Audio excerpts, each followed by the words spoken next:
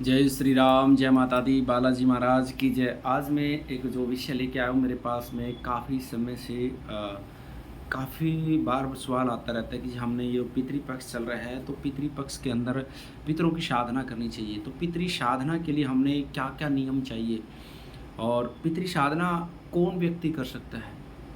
पितृ साधना के कौन से ऐसे नियम हैं जो देवताओं से अलग होते हैं? पितृ साधना में क्या क्या क्रियाएं करनी पड़ती है और जो देवताओं से मजबूत सिद्धि होती है, ऐसी साधना सबसे ज़्यादा तेज पूछा निकालते हैं, वो सिद्धि है पितरों की। जिन्होंने पितरों की सिद्धि कर ली, उसका हर काम चुटकियों में, आप किसी की पूछा मिनटों में बता सकते हो पितृ साधना के बाद में। और सबसे पहले हमारे पास में देवता से पहले पितृ कृपा होनी चाहिए। पितरों की सिद्धि कौन कौन आदमी कर सकता है और पितरों की सिद्धि कैसे करनी चाहिए, किस समय पर करनी चाहिए, कितने दिन में करनी चाहिए और कौन से मंत्र से करनी चाहिए, इस वीडियो के ऊपर, इस वीडियो के अंदर आपको पूरी जानकारी मिलेगी। लेकिन वीडियो लंबी हो सकती है, आपने पूरी जानकारी की आवश्यकता है तो वीडियो को अंत तक ज़रूर देखना। और जिन्होंने चैनल को सब्सक्राइब नहीं किया, वो चैनल को सब्सक्राइब करें, क्योंकि हमारा बालाजी दरबार लगता है। दरबार संबंधी जानकारी हो या फिर यंत्र मंत्र तंत्र पूजा पाठ ज्योतिष संबंधी जानकारी आपको चैनल के माध्यम से मिलती रहती है। किसी भी तरह की जानकारी हो, आप दरबार से ऑनलाइन पूछा भी ले सकते हैं, दरबार के व्हाट्सएप नंबर पर संपर्क करके। अब शुरुआत करते हैं, हमने पितृ साधना कैसी करनी चाहिए, पितृ साधना के नियम क्या है, विधि क्या है और कौन व्यक्ति पितृ साधना कर सकता है, इसके जो नियम है, कैसी कैसी स्थिति से हमने पितरों को साधना करनी चाहिए। सबसे पहले, यदि हमारे पितरों के ऊपर कोई भी प्रेत पीड़ा लग रही है, प्रेत पीड़ा लगी हुई है, तो हमने पितृ साधना नहीं करनी चाहिए। प्रेत पीड़ा के कारण यदि आप अपने पितृ साधना करना चाहोगे, क्योंकि आपके पितरों के ऊपर जो प्रेत पीड़ा लगी हुई है और साधना की आपने जानकारी नहीं, मंत्र साधना कैसे करनी है, तो आप जितना जप करोगे, जितना पितरों के निमित्त भोग लगाओगे, सारा वो प्रेत पीड़ा हो जाएगा, प्रेत मजबूत हो जाएंगे। इसलिए सबसे पहले आप लोगों ने जानकारी की आवश्यकता है, हमने पितरों की साधना में क्या क्या सावधानियां रखनी चाहिए। यदि हमारे घर में पितृ प्रेत पीड़ा है तो हमने उसको कैसे निकालना चाहिए। पितृ प्रेत पीड़ा को निकालने के लिए सबसे पहले हमारे पास है त्रिपिंडी क्रम। जैसे घर के अंदर परिवार में कोई अकाल मृत्यु हो जाती है, तो उसको निवारण के लिए हम जो काम करते हैं, एक आदमी के निवारण के लिए काम करते हैं, उसके लिए होता है नारायण बलि क्रम। और जो ज़्यादा प्रेत होते हैं हमारे पास, हमने ये नहीं पता किस धर्म का है, किस गोत्र का है, किस जाति का, लेकिन घर में प्रेत पीड़ा है, हम किसी पूछावाड़े के पास जाते हैं, किसी ब्राह्मण से एस्ट्रोलॉजर के पास जाते हैं, अन्य मंदिर में कहीं पूछ के आते हैं, क्या कहते हैं, प्रेत पीड़ा जी, घर में पितृदोष है। पितृदोष का कारण क्या है? जब तक आप उसके कारण में जाकर के, कारण के कहाँ कहाँ से कारण है, कारण नहीं पकड़ोगे, तब तक आपके घर की प्रेत पीड़ा खत्म नहीं हो पाएगी, तब तक आपके घर की प्रेत पीड़ा नहीं खत्म हो पाएगी। यदि आपके पितरों के ऊपर प्रेत पीड़ा लगी हुई है और आप सोचते हो कि आप उनको भोजन देते रहो, वस्त्र देते रहो, पिंडदान करते रहो, तर्पण करते रहो, ब्राह्मण भोजन करवाते रहो, आपको कुछ भी नहीं मिलेगा आपके पितरों को। क्योंकि जो प्रेत पीड़ा का मतलब क्या होता है, जब हमारे पितरों के साथ में कोई गंदी चीज़ लग जाती है, जैसे कोई नाली में गंदगी, नाली होती है, नाली के अंदर कोई आदमी गिर करके हमारे पास में बैठ जाए तो हमारे को कैसा लगेगा। तो प्रेत होते गंदे होते हैं वो। जब आप पितरों को भोजन वस्त्र देना चाहते हो तो उससे पहले वो प्रेत आगे आ जाता है। तो इसी स्थिति, मलिनता के कारण से, उनकी गंदगी के कारण से, तो वो चीज़ें पीछे हट जाती है, उससे पहले वो चीज़ ले लेते हैं, प्रेत ले लेता है। तो ये स्थिति पितरों के ऊपर प्रेत की होती है। जब तक उनके आप अपने पितरों से उस प्रेत को नहीं उतरवाओगे, कर्म के द्वारा उतारना पड़ेगा वो। उसमें या तो आप भागवत का मूल पाठ, सप्ताह होती है भागवत की, उसमें ब्रह्म गायत्री या पितृ गायत्री का अनुष्ठान, साथ में भागवत का पाठ, वो सप्ताह करवा करके उतरवा सकते हो, या फिर त्रिपिंडी क्रम। और दूसरा, किसी भी क्रम के माध्यम से यदि कोई पूछा वाला कहता है मैं आपके पितरों की प्रेत पीड़ा उतार दूंगा, कोई मतलब नहीं उतार सकता। पितृदोष ठीक कर दूंगा, कोई भी पूछा वाला आपका पितृदोष सही नहीं कर पाएगा। प्रेत पीड़ा उतरवा देगा जिसको जानकारी होगी। क्यों? क्योंकि जिस तरह से हमारे साथ में शक्ति के साथ संकट होता है, क्या होता है, शक्ति के साथ संकट, बहुत सारे 90 नहीं, बहुत सारे पूछा वालों की समझ में नहीं आएगी।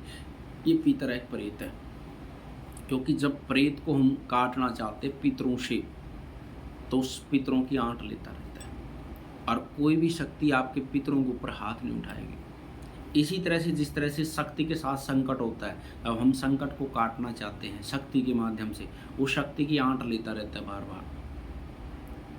हम उसके ऊपर कितने प्रहार करने की कोशिश करेंगे, वो शक्ति की आंट लेता रहेगा, कभी काटने में बहुत मुसीबत लेगा। इसी तरह से वो चीज़ है ना, पितरों के साथ प्रेत लगा होता है, तो जल्दी से उन भक्तों के भी समझ में नहीं आता इसको कैसे काटे। तो इसलिए आप लोग जो कर्म कांड की विधि है, हमारा जो शास्त्र का विधान है, उस हिसाब से इस चीज़ को काट सकते हैं। त्रिपिंडी कर्म और भागवत का मूल पाठ, साथ में हमारे ब्रह्म गायत्री पितृ गायत्री का अनुष्ठान करके इस क्रिया से आप लोग उसको पितरों की स्थिति को मजबूत कर सकते हैं। और अन्यथा नहीं क्या हो जाता है, ये बार बार ऐसी ऐसी स्थिति बनती रहती है। इन स्थितियों के कारण से बहुत सारी हमारे घर में समस्या बनी रहती है, इन्हीं कारण से समस्या बनी रहती है। इन कारण से पितृदोष का मामला घर में है तो क्या क्या स्थिति आपके पास में आना शुरू हो जाती है। पितृदोष, इसमें मैं और वीडियो भी बनाऊंगा, पितृदोष के कारण से कौन सी इन कारण से आप साधना के लिए जो साधना करना चाहते हो, साधना के मैं नियम बता देता हूँ।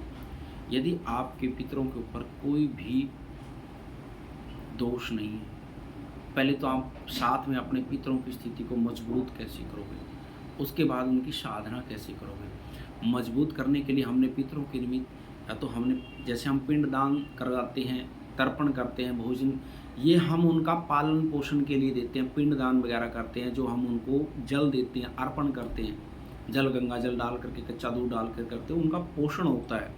उनकी शक्ति कैसे बढ़ेगी पितरों की शक्ति बढ़ाने के लिए हमने क्या क्या स्थिति को ठीक करना चाहिए। पितरों की स्थिति शक्ति को मजबूत करने के लिए हमने ब्रह्म गायत्री, पितृ गायत्री, भागवत का मूल पाठ, विष्णु सहस्त्र नाम स्तोत्र के पाठ, हनुमान बाहु के पाठ, गजेंद्र मोक्ष के पाठ, गीता के पाठ संकल्प करके अपने नाम गोत्र से या किसी ब्राह्मणों से करवा करके, आप लोगों को जानकारी नहीं है, आप कर्मकांडी ब्राह्मणों से इस चीज़ की जानकारी ले सकते हैं।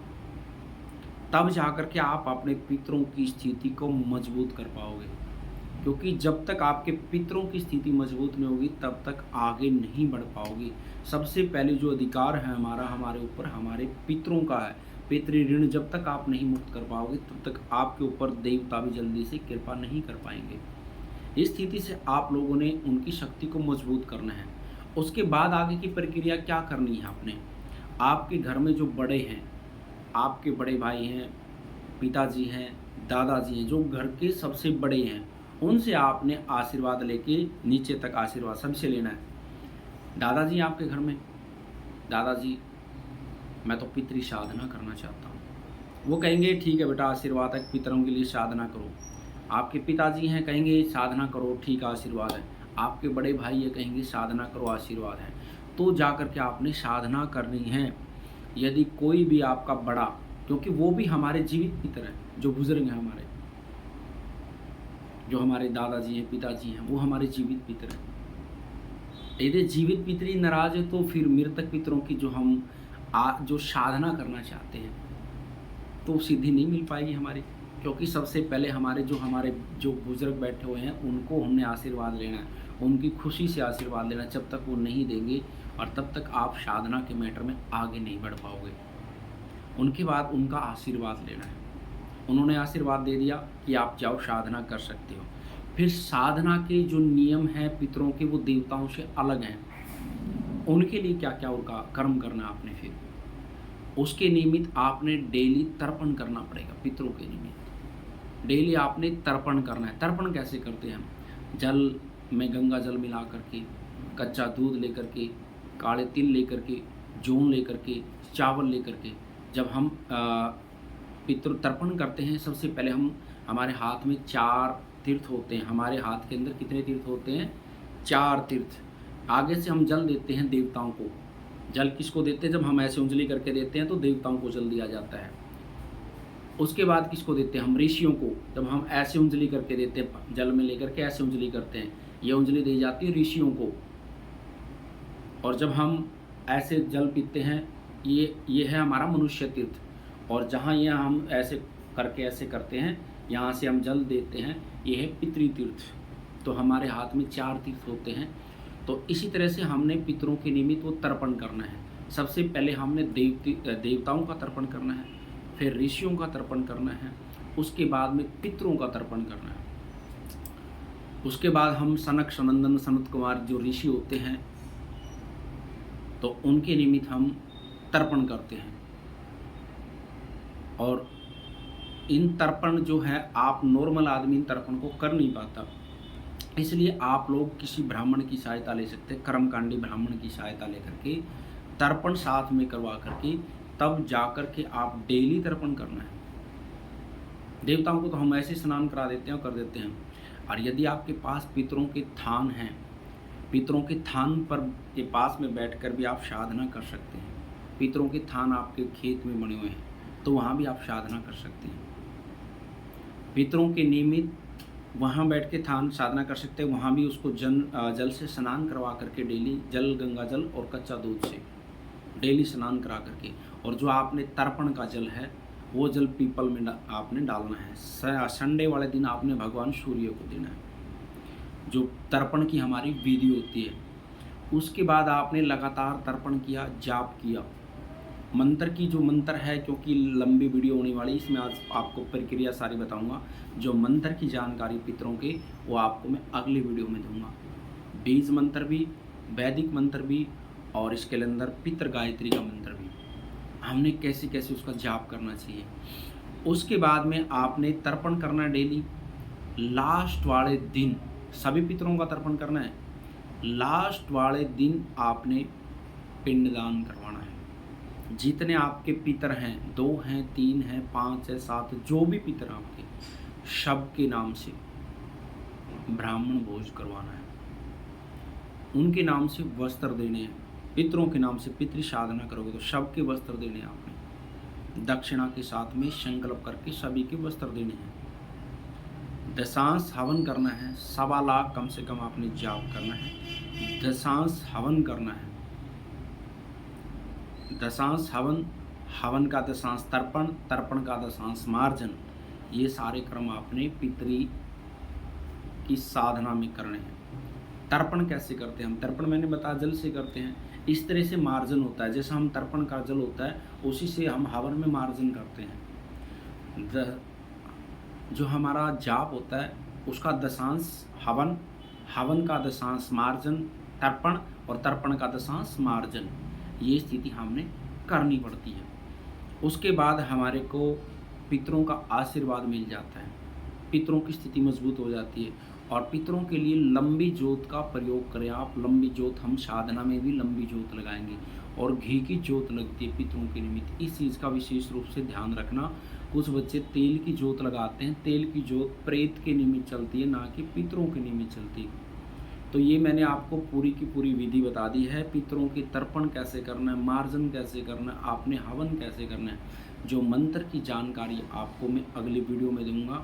मंत्र के लिए आपने कितना जाप करना है, वैदिक मंत्र का कितना करना है, बीज मंत्र का कितना करना है, पितृ गायत्री का हम कितने जाप में सिद्धि कर सकते हैं पितरों की, और उसके अंदर हमने पितरों को भोग कैसे लगाना है डेली।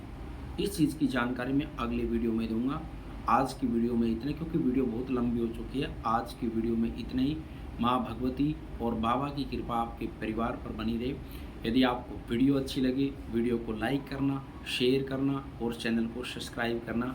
और जिन्होंने दरबार से ऑनलाइन पूछा लेनी है तो दरबार से आप नंबर लिखवा करके ऑनलाइन पूछा भी ले सकते हैं। सभी को जय माता दी, जय महाकाल।